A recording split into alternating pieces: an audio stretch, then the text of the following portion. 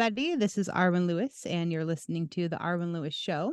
And you just heard You Better Believe by Emily Duff. And my very special guest today is New York City roots rock community legend, Emily Duff. And find her on Instagram at Emily Duff Band 211. Look her up on Bandcamp at emilyduff.bandcamp.com or on Facebook under Emily Duff.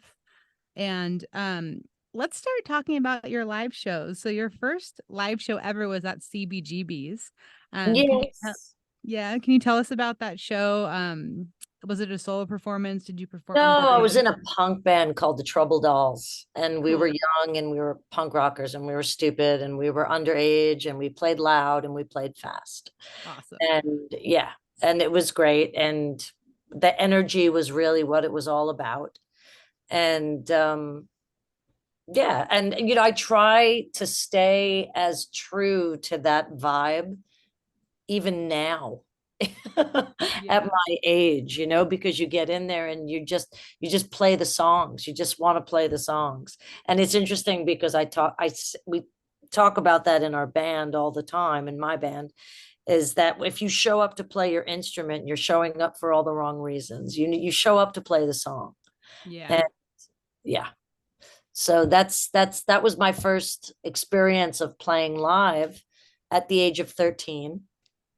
13 Yeah. club. That's so cool. Yeah.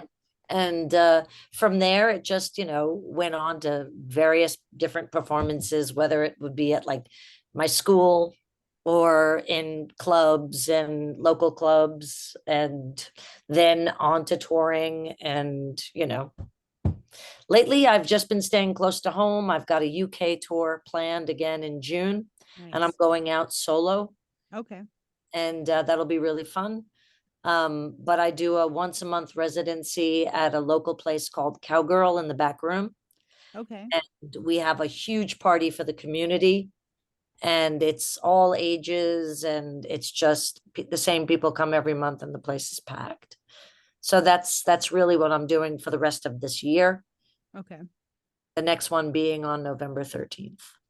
And is that in New York City? It is. It's in the Nice. West Village, and it's a local community thing. And it's become a party, and we've been doing it since 2014, once a month. And the reason why I did it is because Cowgirl is a local business and they're friends of mine. And I've known them for 33 years, and their rent got checked up. Hmm. So, you take a night that's not so busy and you turn it into a busier night. Yeah. That's what we do. That's great. Yeah, it sounds like a really symbiotic relationship for everybody and a symbiotic event for everybody. Everybody's benefiting. It is. And then if there's friends I know that are touring, that are coming in from different parts of this country or different countries, and they know that I'm doing my monthly show, sometimes they'll open. Nice. So if they're on a national tour and they want to do something that's small, they'll come into the back room and they'll do a half an hour to open up before we play. Cool. Do Yeah. you have any artists that have done that like in the past that you want to mention? Well, Side Pony, they were wonderful. They were up from Nashville, and yeah, they were great. A couple of people have done it. Amy Allison did it. Just, I can't remember. I can't recall. Yeah. We're looking to get some people coming in from the UK. Cool. That I know that are going to be in town. So yeah, When you there's go just to various people. Awesome. Yeah. And when you go to the UK, is it you and guitar? Do you play any other instrument when you accompany It's yourself? me and guitar. The past couple of times I took another guitar player with me, so we were a duet with harmonies. This year in 2024, I'm doing it all by myself. Nice. Yeah. It's all a different vibe. And also I wanted to talk about your band Eudora and opening up for Bob Dylan and Paul Simon. Can you tell us about Eudora a little bit and about opening up for Bob Dylan and Paul Simon? That's very cool. Yeah, Eudora was a fun band. Eudora started at the time where Americana music was getting really, really popular. Bands like Uncle Tupelo, Blue Mountain, the Bottle Rockets, so many great bands. And my friend Michelle and I started writing songs together. And then we brought on Anna Goodman as a fiddle player, who Okay. used to be married to Ben Folds. And then we were a three-piece, and then we decided that we were going to expand and we became a band. And we were playing all over the place, and it was like Americana music was just, the big thing. Then I added Julia Kent as a cellist. Okay. And then she and Anna were doing some Baroque string parts, and I was doing arrangements for that stuff.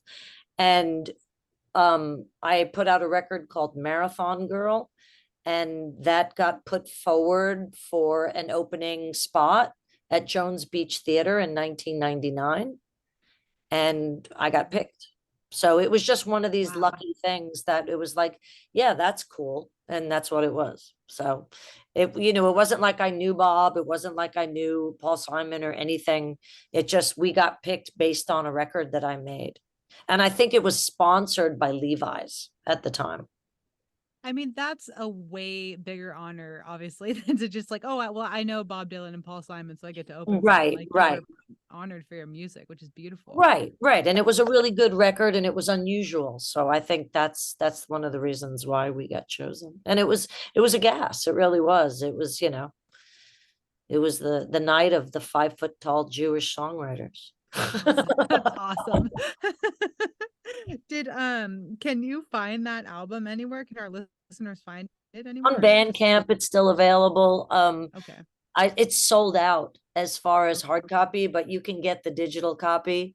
Nice. And it's interesting to hear Americana country music with cello and well, how did that happen? I don't know. That was so bizarre. How did that happen? All of a sudden, balloons just went up with cello and violin. Yeah, it was fun.